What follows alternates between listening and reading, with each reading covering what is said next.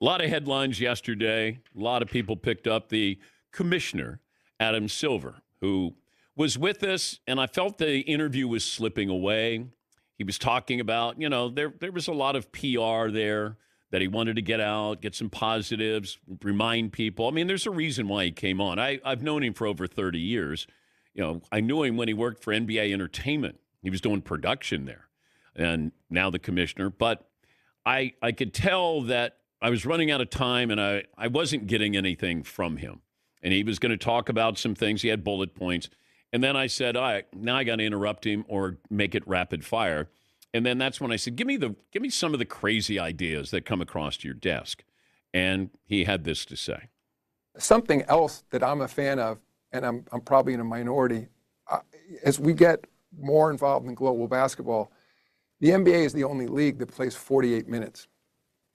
And I am a fan of 4 10-minute quarters. I'm not sure that many others are. I mean, putting aside what it means for records and things like that, I think that a 2-hour format for a game is more consistent with sort of modern television habits. I don't think people in arenas aren't asking us to shorten the game, but I think as a television program, being 2 hours, that's Olympic basketball is 2 hours. College basketball, of course, is yeah. But if you minutes. like it, I'd say it has kind of a little bit of a push there. Yeah, but it's such a dramatic change to the game. I mean, I think something like that would have to be talked more about over time.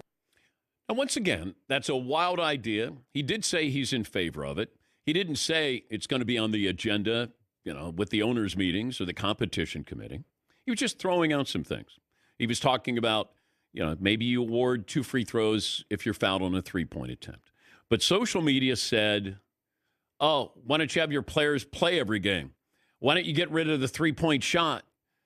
So this is a global sport.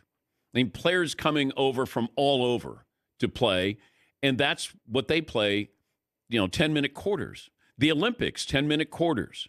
And what he's saying is, can I get my guys to play more games? Maybe the games are more intense, and maybe we don't have load management. And maybe it's more of a consumable product, that it's 2 hours in length. So they have to think of these things. I mean, Rob Manfred came up with the pitch clock. We don't even talk about it now. We're fine with it, right? Everything's okay. Even the kickoff in the NFL, as goofy as it looks, okay, we have more returns on kickoffs, which is what we wanted here. I mean, this isn't outlandish that he's saying, hey, 4 10-minute quarters. Well, Mike Malone and the Nuggets were at the Garden last night against the Knicks, and he slammed this possibility. He said before the game that I hope we don't go to 10-minute quarters. He says, I hope that we don't go to a 4-point line. Nobody said anything about that. I hope we don't become Barnum and Bailey when we just have to do what we have to do to keep viewership. Because there's history and greatness in this game, and it's purity in this game. I hope we can find a way to stay true to that. Okay, that's a big leap by the head coach of the Nuggets. We got to be open-minded about all of this, and these coaches should be too. Tom Thibodeau, the Knicks head coach, he didn't like it either. All the commissioner said, he answered a question about kind of the crazy things that come across his desk. He didn't say, hey, this is going to happen. He didn't say that. But the headlines don't matter. And if you put it in context of what he's saying, hey, I'm a fan of this, but he's just one guy. Here's the Knicks head coach, Tom Thibodeau. I'm probably more traditional, so I'd hate to see that. And that's just a person. I really haven't thought about it just because of all the records and things of that nature. So I think we have a great game. I think what people really want to see is competition. So when you study what's transpired, over time, there's always been different styles of play. So the 60s, the 70s, 80s, 90s, but what goes into winning is the same. And I think what the fans enjoy is great competition. So I think if we focus on the competition aspect of it, everything else will fall into place. Okay. We have romanticized the 80s, late 80s, early 90s. That we were younger and, oh, man, did they play? It was physical back then. It wasn't good basketball. First team to 90, you won. It was bad. The Knicks and the Cavs, bad basketball. Physical, bad basketball. Even going back to the 70s, when I was watching, I mean, in my mind, God, it was awesome. But if I went back and looked at it now, and I would probably say, God, they miss a lot of shots, or there's no movement there. There's no athleticism. I mean, whatever the criticisms would be. But I think you got to be open-minded. And what records are we worried about that Coach Tibbs was talking about? What records?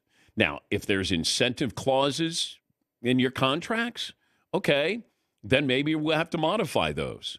But I don't think you can look, if you're a commissioner nowadays, and look, we got more offense than we've ever had in the NBA. Why do people have a problem with the NBA?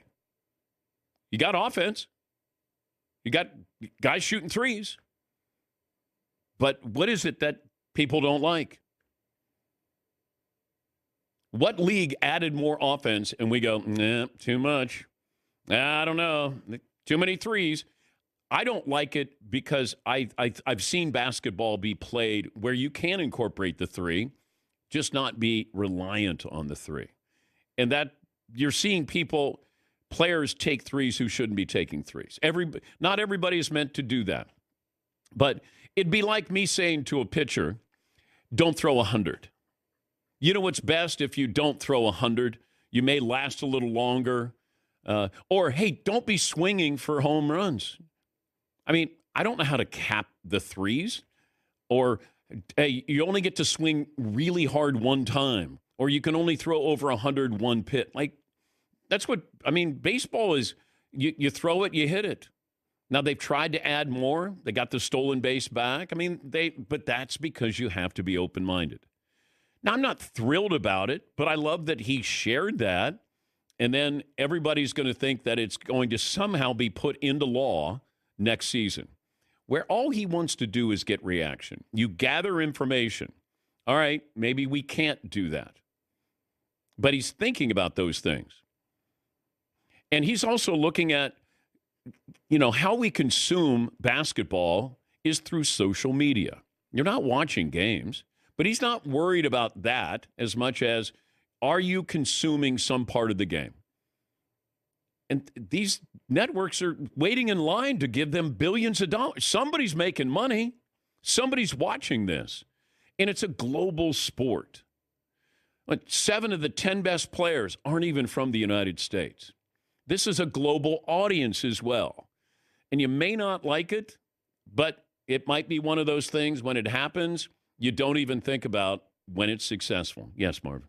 I think the biggest thing that hurts the NBA is what everyone's thinking, load management, where they say, hey, coming up, the Lakers played the Suns. I don't know if LeBron and Kevin Durant are playing. There was a 4-year stretch where the teams they were on, they didn't play, like either one of them. But this might help that. Like, that's what I thought. Maybe it helps with load management. If you take off go from 48 to 40, what's that going to mean per season for teams? And it's probably, I think he said 15 games that you'd be taking. You'd still play 82 games, but the amount of time would amount to 15 games. Maybe you get players who will play, and maybe there won't be load management. Yeah, Paulie. If you look at the NBA and how it became a global sport, you remember it's before your time as well. The NBA was secondary to college basketball for decades. In 1951, they made the lane 12 feet. It used to be 6 feet, right? In 1954, they added a 24-second shot clock. Would he have been against that at the time, to speed up the game and add all the scoring? Yeah. They added the three-point line after the merger with the ABA. All these things happen, and I'm sure in the moment, your instant reaction is, don't change anything.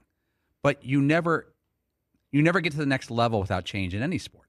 I would bring back the red, white, and blue basketball that the ABA had. Like, if you really want to showcase, your kids would love that. Just seeing the rotation going through the air. But, once again, you got coaches like Michael Malone who doesn't want a circus out there. It can be a circus in a variety of ways, but I think you got to be open-minded to it. And that's all the commissioner was saying. Hey, I like this idea, but people ran with it as if to say, oh, my gosh, that he wants to do this. That's stupid. Yes, Marv. I think the only question the players are going to have is, do we still get paid the same? They will. Right. It's still the same number of games. This is what's going to happen. Mark my words. The first player who gets paid $1 million a game and then sits out a game, the reaction is going to be a blowtorch, because you get paid $1 million to not play. Then it's going to crystallize for people. They're going to have this moment where they go, damn, he's getting $1 million. Now, a football player plays 17 games. You add to the playoffs. I don't think anybody's going to have a problem if Patrick Mahomes is getting paid $1 million a year to play in that game, or $2 million, because the careers aren't long and you're going to only be playing 17, 18, 19 games. Basketball, that's where you get, I'd play for free. Yeah, okay. But when Shai Gilgeous-Alexander makes $82 million, I want to know, I watch the reaction when now maybe he doesn't sit out games. By the way, I think he had 54 last night. Yes, Mark. Relax. You only have 52. 52, my bad. Yes, Todd. But even with the load management, and you buy tickets to a game and you don't even know if your top players are going to play, and the cost of parking and food and jerseys and everything, people are still showing up. It hasn't gotten to the point where such a little amount of fans are showing up to games where they're losing significant money, where the owners are like, we got to lower the price, so we got to make sure these guys play more because no one's coming anymore. So somehow they're making money enough to pay all these players. So these fans are complaining, but they're still tuning in. According to Adam Silver, the ratings are about the same as last year, as what he was selling. Okay, anyway. then why would he be suggesting this if there wasn't an issue? He's looking towards the future here. If everything's great, then don't award 2 free throws on a missed three-pointer that you get fouled.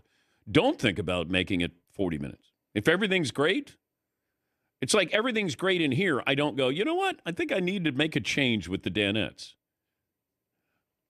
Like, I'm not, it doesn't make any sense. If everything is great, then fine. But you have to be forward thinking if you're a commissioner. You have to be. Because everybody's looking for their spot.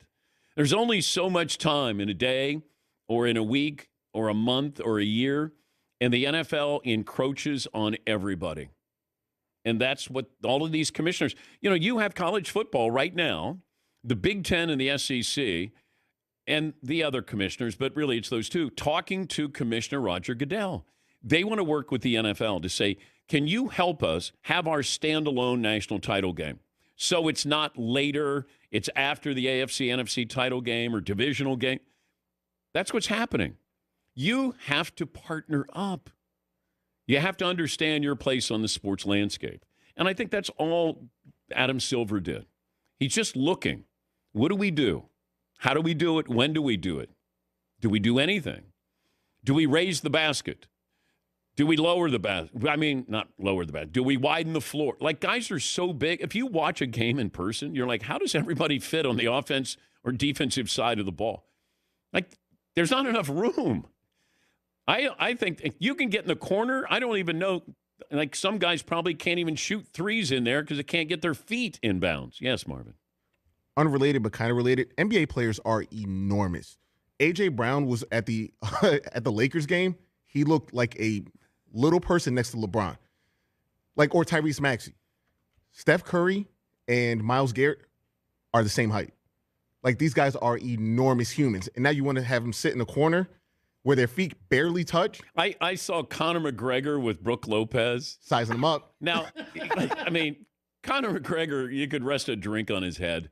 But still, you saw, boy, that guy, he's the baddest man. And then, you're around him and you go, oh, dang, you're like 5'8". Here's Brooke Lopez, 7 feet tall, staring down. It was funny video.